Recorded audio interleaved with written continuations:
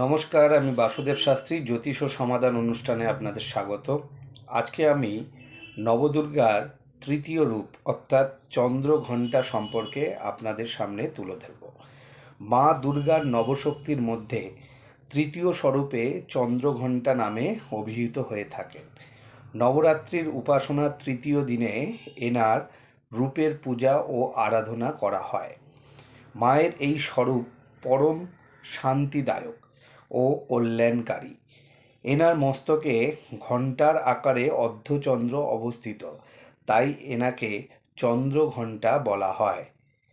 এনার শরীরের রং স্বর্ণের ন্যায় উজ্জ্বল।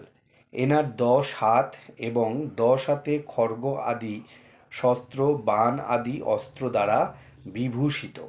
এনার বাহন সিংহ এবং যুদ্ধের জন্য উদ্যত মুদ্রায় শোভায়মান।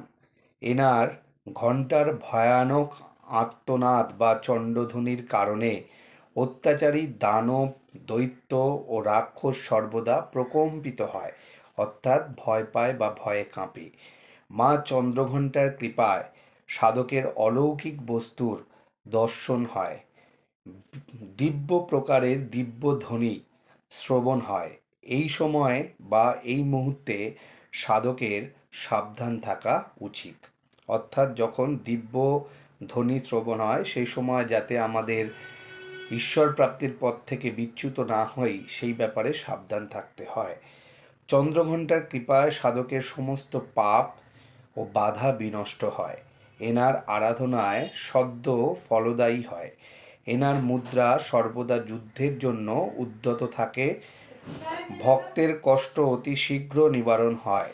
যেহেতু এনার বাহন সিংহ, তাই এনার উপাসক সিংহের মতো পরাক্রমী ও নির্ভয় হয়। দুষ্টের দমন এবং বিনাশ করতে সর্বদা তৎপর থাকে। এ সত্ত্বেও এনার স্বরূপ দর্শক ও সাধকের জন্য অত্যন্ত সৌম্য ও শান্তভাবে পরিপূর্ণ থাকে।